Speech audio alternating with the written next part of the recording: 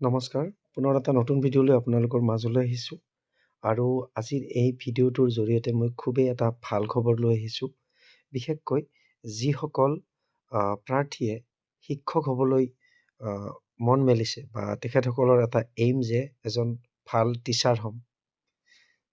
এইটো হয়তো LPত হওক, MEত হওক, হাইস্কুল, হায়াৰ ছেকেণ্ডেৰী বা কলেজ লেভেলতে হওক। তেখেতসকলৰ মনৰ আশা পূৰণ হ'বলৈ গৈ আছে। বিশেষকৈ এই ভিডিঅ'টোৰ জৰিয়তে মই সেই সুখবৰটো দিবলৈ ওলাইছোঁ।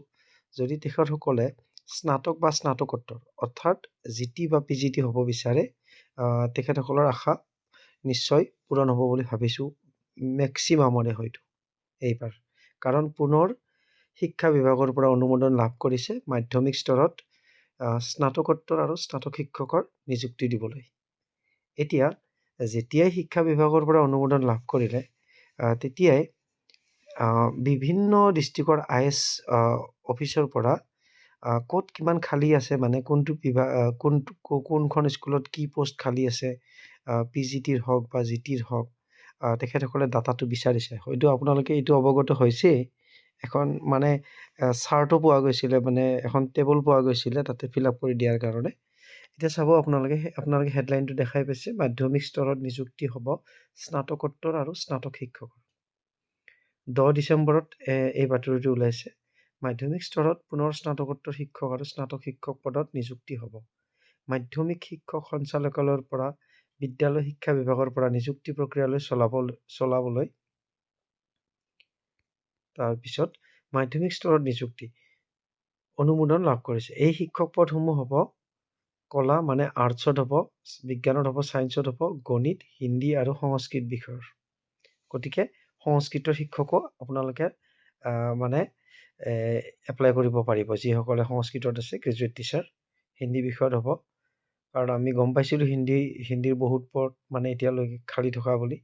তাৰপিছত চাব, খালী পদ পূৰণৰ বাবে বিজ্ঞাপনৰ প্ৰকাশৰ বাবে বিভাগৰ পৰা অনুমোদন লাভ কৰাৰ পাছত মাধ্যমিক শিক্ষা সঞ্চালকে বিদ্যালয়সমূহৰ পৰিদৰ্শকসকলৰ পৰা খালী পদৰ সংখ্যাৰ তথ্য বিচাৰি পত্ৰ প্ৰেৰণ কৰিছে। মানে ডিৰেক্টৰ পৰা DSCৰ পৰা বিভিন্ন ডিষ্ট্ৰিক্টৰ IS অফিচলৈ পত্ৰ প্ৰেৰণ কৰিছে, যাতে তেখেতসকলে একুৰেট যিটো ভেকেঞ্চি আছে, যি গ্ৰেজুৱেট টিচাৰ বা পষ্ট গ্ৰেজুৱেট টিচাৰৰ, সেই তালিকাখন প্ৰভাইড কৰিব পাৰে DSCক।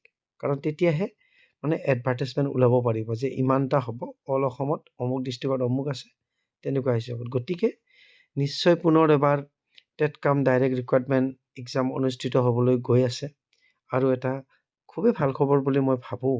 কাৰণ কিয়, আপোনালোকেও জানে যে এটা সময়ত ভেকেঞ্চি ওলালে নিশ্চয় ফিল আপ কৰিব। এইটো কিবা ক'বলগীয়া কথা হ'ল নেকি, তেনেকৈ ভাবিব পাৰে। কিন্তু আপোনালোকে আগৰ সমীক্ষাবিলাক চাবচোন। এবাৰ টেট হৈ যোৱাৰ পাছত অতি কমেও বুলি কৈছোঁ মই, অতি কমেও 3 বছৰলৈকে টেট অনুষ্ঠিত নকৰে। হয়তো মেক্সিমাম ৰিজাল্ট দিয়ালৈকে, এপইণ্টমেণ্ট হোৱালৈকে, ডিষ্ট্ৰিক্ট ছিলেকশ্যনলৈকে আপোনালোকৰ 4 বছৰ, 4.5 বছৰ বা কেতিয়াবা 5 বছৰলৈকে হোৱা দেখা যায়। তেনে ক্ষেত্ৰত এইবাৰ নিশ্চয় ভেকেঞ্চি বহুত আছে।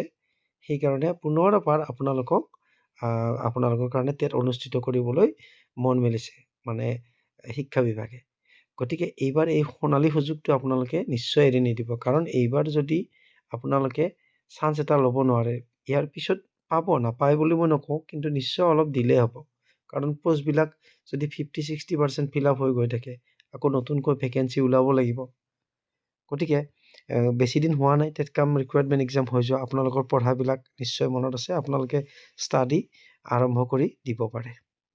আৰু হয়তো চিলেবাছ আগৰখনেই থাকিব পাৰে বা হয়তো কিছু সাল সলনি হ'ব পাৰে। কিন্তু মই ভাবিলোঁ, যিহেতু মই এই বাতৰিটো পালোঁ, আপোনালোকৰ সৈতে শ্বেয়াৰ কৰোঁ। যিহেতু মই GT PGTৰ লগত জড়িত, মই ভিডিঅ' প্ৰায় আপলোড কৰি থাকোঁ। আৰু জাষ্ট মই এইকেইটা ভিডিঅ' ডিছকাশ্যনৰ কাৰণে বনাইছোঁ, একচুৱেলি আলোচনাৰ কাৰণে। গতিকে আপোনালোকৰ কিবা বহুমূলীয়া মতামত থাকিলে নিশ্চয় জনাব। আৰু মোৰ ফালৰ পৰা যদি কিবা সহায়ো কৰিব পাৰোঁ, মানে ধৰক ধৰক ষ্টাডিৰ ক্ষেত্ৰত হওক বা কিবা কিবি, নিশ্চয় মই হেল্প কৰিম। গতিকে পুনৰ এবাৰ আপোনালোক সকলোকে মই ধন্যবাদ জনাইছোঁ ভিডিঅ'টো ধৈৰ্য ধৰি শেষলৈ চোৱাৰ বাবে। আৰু ইয়াতে এটা কথা, যদিও গ্ৰেজুৱেট টিচাৰ, পষ্ট গ্ৰেজুৱেট টিচাৰৰ কথা মই কৈ আছোঁ, আৰু 2 এদিনৰ ভিতৰতেহে মানে আগতে হৈ যোৱা গ্ৰেজুৱেট টিচাৰ পোষ্ট গ্ৰেজুৱেট টিচাৰসকলে যদিও এপইণ্টমেণ্ট পাইছিলে এতিয়াহে প্লেচমেণ্ট পাব তেখেতসকলৰ। তাৰপিছত আৰু বিভিন্ন প্ৰক্ৰিয়া আৰম্ভ হ'ব 3 মাহৰ ভিতৰত তেখেতসকলৰ SIৰ এপ্ৰুভেলটো আহিব লাগিব। গতিকে ঠিক তেনেকুৱা ধৰণৰ কথা। গতিকে শিক্ষা বিভাগে যিহেতু এই ব্যৱস্থাটো হাতত লৈছে পুনৰ এবাৰ এডভাৰ্টাইজমেণ্ট প্ৰকাশ কৰাৰ নিশ্চয় অকণমান টাইম লাগিব। গতিকে আপোনালোকে পঢ়াৰ কাৰণে যথেষ্ট সময় পাব। গতিকে আপোনালোকে নিশ্চয় ষ্টাডি আৰম্ভ কৰিব পাৰে। গতিকে পুনৰ এবাৰ ধন্যবাদ জ্ঞাপন কৰিলোঁ। আৰু যদি কিবা এক্সপ্লেনেশ্যন কৰাত ভুল ভ্ৰান্তি হৈছে নিশ্চয় কমেণ্ট ছেকশ্যনত মোক আঙুলিয়াই দিব বুলি আশা কৰিলোঁ।